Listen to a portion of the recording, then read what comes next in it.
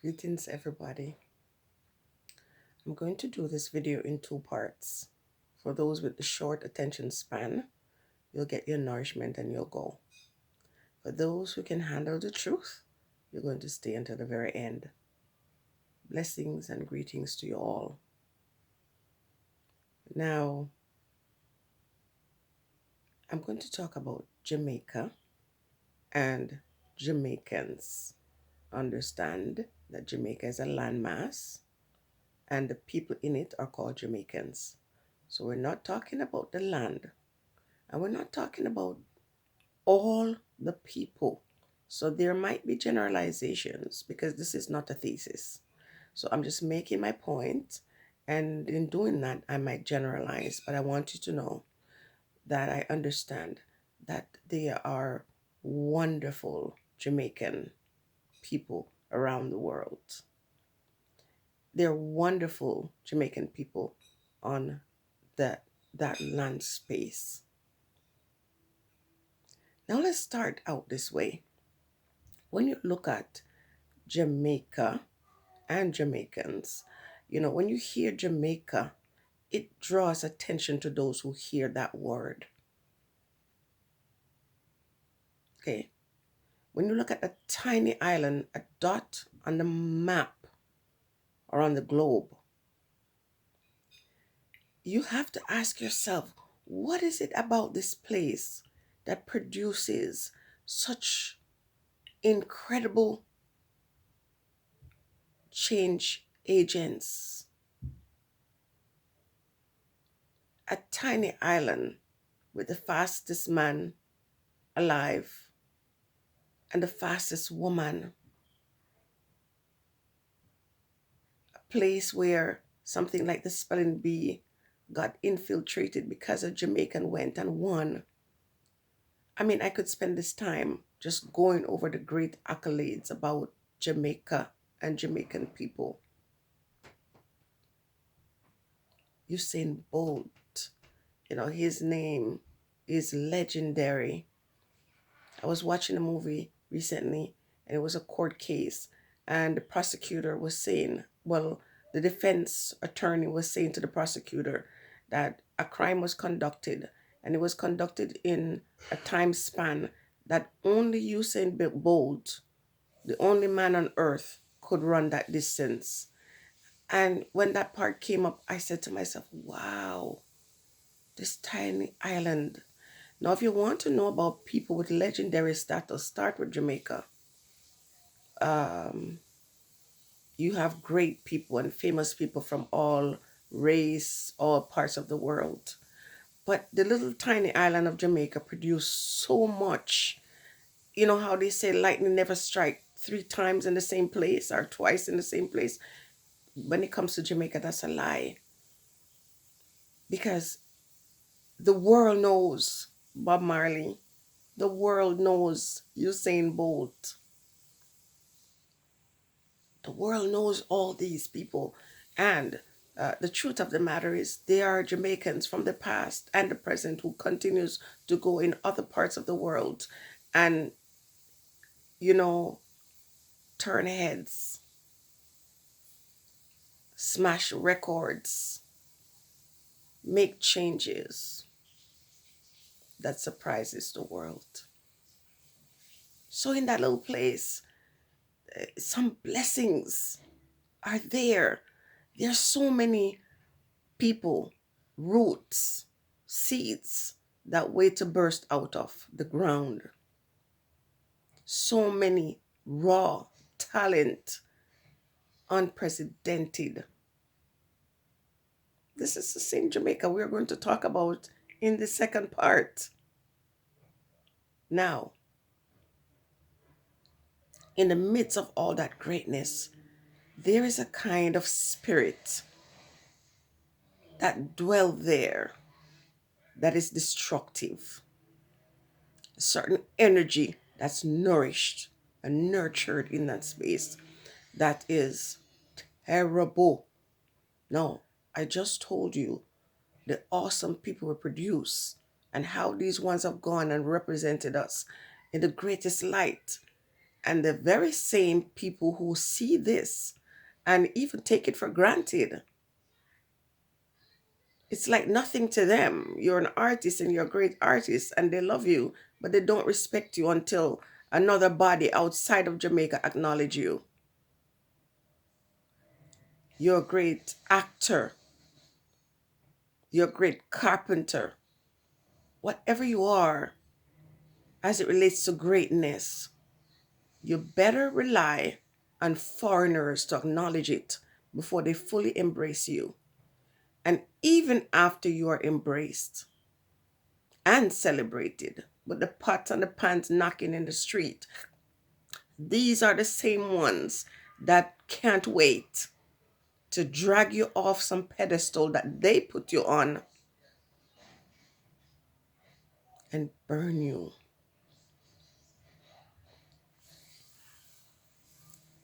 Burn you. Now, Buju, Buju Banton, somebody give him this message for me. When you were freed from prison, and I was happy, just like everybody that was celebrated, it was all over social media. And they were so happy. They lined up. But many of the ones who came to see you were not your friends. They didn't really love you. They just wanted to be a part of your glory. And these ones could not wait. See, after that great concert, and they were talking to about you, I'm sure by this you would have known that this is Jamaica. These are Jamaicans. These are the same ones who, through one corner of your mouth, just like I'm doing, telling you the beautiful things and then finding the negative. It's Jamaica. I'm not saying that Jamaicans' attitude, as far as their own is concerned, is all bad.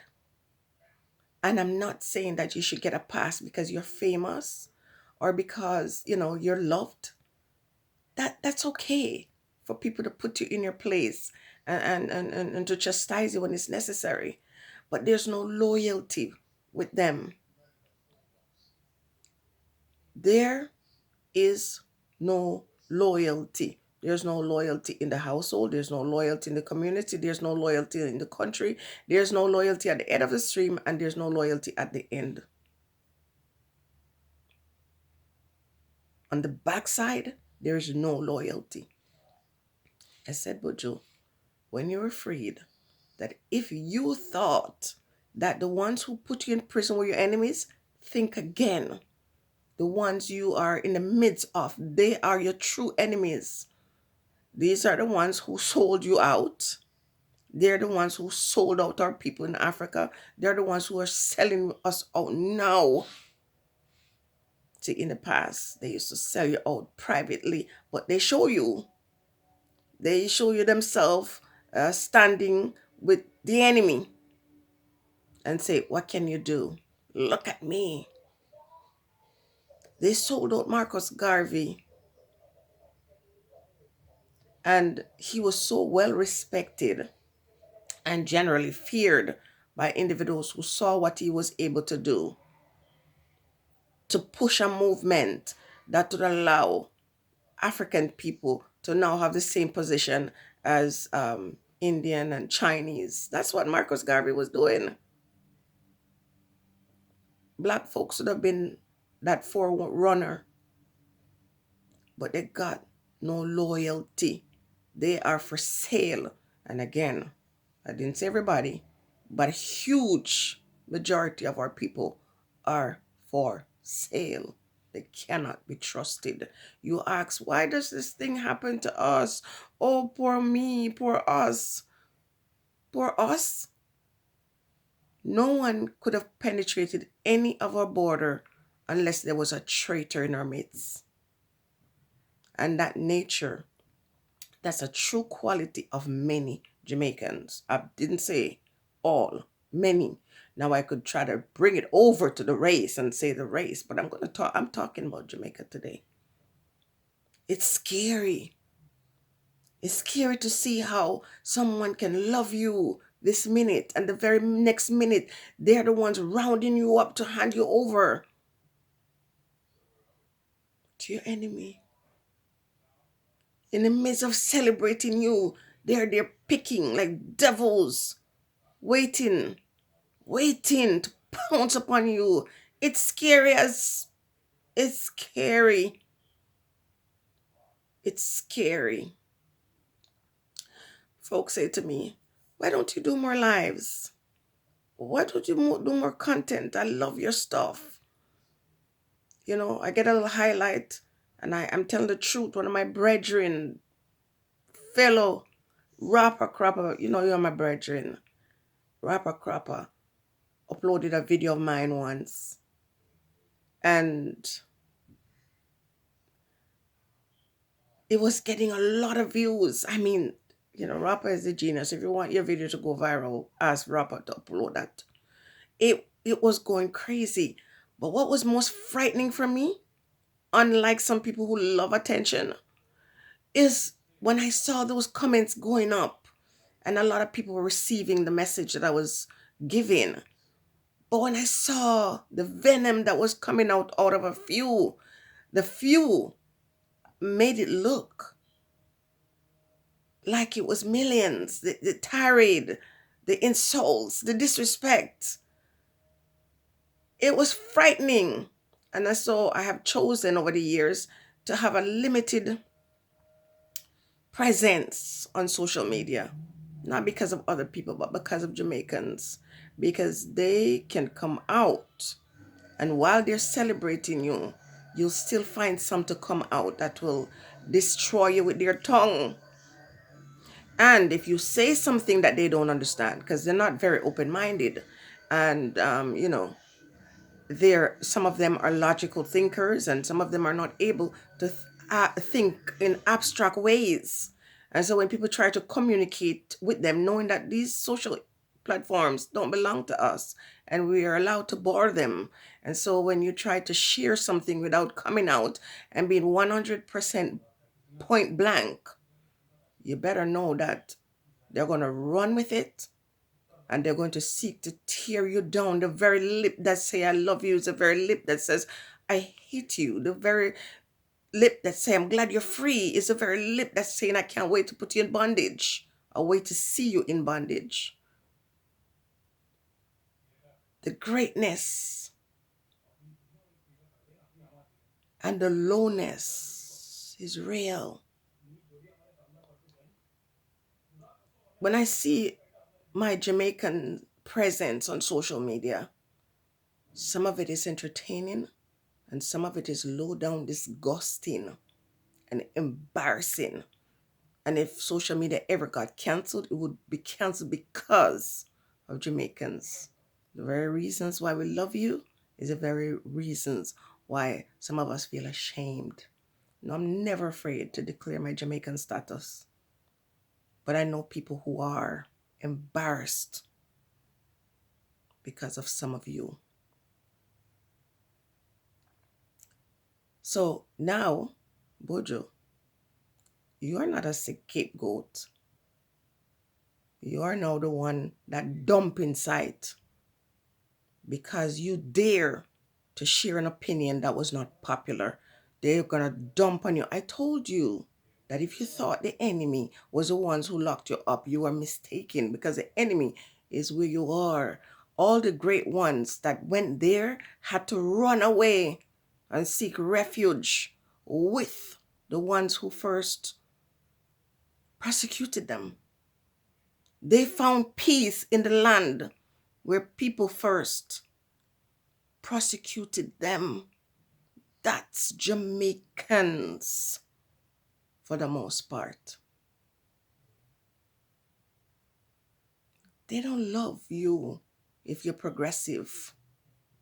They like to associate with that stuff for a while until they find an opportunity. They take a front row seat to see you fall. So all these people on social media who, oh, my fans and my whatnot, my fans. Your true fans are the ones who are there with you when you got nothing to show and barely anything to say. That big crowd, especially when you read that comment section and the pot of stuff start rolling, the majority of those can't wait to see how much they hated you. These are the ones who skip from page to page to page and stir up trouble. And the ones who they stir up trouble and bring news to have the foolish idea that these people love them. They don't realize that these fake loyalty or these fake loyalists are the ones who are there making trouble, want to draw you out and let you show a part of yourself. But I'm blessed. So are you. We're all blessed. But I'm saying I'm blessed to have some people in my platform, on my platform, that, sometimes I'm thinking to myself, how did I get to be here so long? And have a comment section that either is empty or peaceful. They're not going to stop taking set on your bojo. Because you know why? How dare you speak against their masters? How dare you? Remember, prison and church, that's the gifts that they always get. And the gifts that they embrace. Anything that asks them to come out of prison or out of, mental enslavement, they resist. They make very good servants. Someone just have to go on a podium, somebody who's standing in the place of their oppressor, and give them an order. And they're like sheep to the slaughter. And don't you dare try to tell them that they should make a detour. I'm going to end by saying this. All the great nations in the world, when you look at their monuments, you see grandeur, you see power, you see strength of a warrior. You see that horse with the two legs up in the air, and the man on the back with his sword, power, and vigor. You look in the African space and you see statues with men with chains around their necks, and statues with people looking up in the heavens, desperate and naked. That's the nature of the people, the majority. Because those I talked about before, the legendary ones, if you take a close look at these ones, they were always different. They were always open. They were always fluid. They were always changing. And they're working on themselves, and they didn't pay attention to what other people were doing. If you look at some of these men who are, talking about other men that they claim to celebrate in Jamaica, you can't believe these are men. They talk about men the way women should be talking about these men. Talking about how much money a man have, how much car they're, what kind of car they're driving, which girl they're with. These men talk more than women. And when you have a country with men who are not out there as forerunners, who are not out there doing legendary things, even if you're just a farmer, and when I say just, there's no disrespect there. I'm saying if you're a farmer, beholden to yourself, you should be out there, planting your food and, taking care of your family and distributing this food, knowing that you're feeding the world. One of the most important jobs. Some of these men just talking and attacking people who are doing. They're not doing anything. They're just looking for your story to talk about and bring you down. When you talk about disloyalty, you're talking about Black people, African people. And we always look for other people to blame for a problem, and the blame lies squarely at our feet. Because anybody can do anything they want to do. But you're the one who will say, I will allow it or disallow it. It will never change. Most of our great have had to run away from Jamaica. And that, if you look at that, that's just a tiny grain of truth. Usain Bolt, the great man, had his story with Jamaican people who claimed that they loved him, turned on him like this. Tess and Chin, wonderful. I'm sure they've turned on her like this. Marcus, like that. And it's like, it's nice when you know, people hold you to a certain esteem and expect you to walk to it and challenge you to live up to that or above that.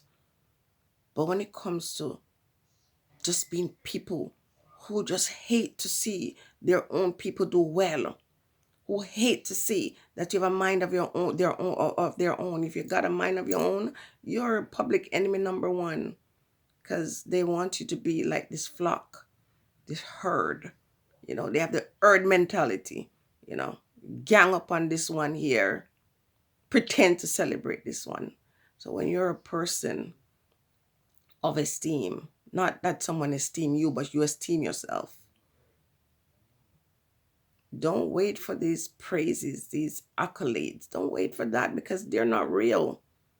They'll come to you and pretend that they care for you.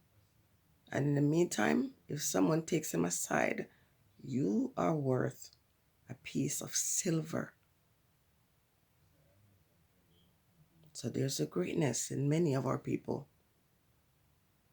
But there's an energy and a spirit that dwell within that space that is scary. I'm afraid of Uno. Jamaican people, I love Jamaica. There's no one else that loves Jamaica more than me. But the majority, me afraid of Uno. Terrified. Just push and go through. And if I'm in a space with too many, it scares me. The energy and the vibration that goes out in a space where you have just black people. I've been to functions with just Jamaican people. And the energy is so bad because you got people in there stunting on other people. You got people in there giving you dirty looks for you don't even know them. You have people there ready to take you on because they think you're nice, even though you're like, you don't even want to be there. Scary. And that makes that nice little nest for folks to infiltrate, a nice nest for people to come and always carry out their agenda, because the nature of the people is terrible. So many great ones in our midst, but so many traitors, so many enviousness. People will just hate you because you're doing what they don't have the courage to do, or say what they don't have the courage to say. I'm going to end this. We say in Jamaica, land we love. I wish you'd listen to those words. Because if you're going to love just the dirt and not the people, that's not true love. And if you're going to come and celebrate me, just to put me up, rise me from the dust, and then put me on a pedestal and put me in the world's view, only to destroy me, I'd rather stay in the dust. Stay blessed, everybody.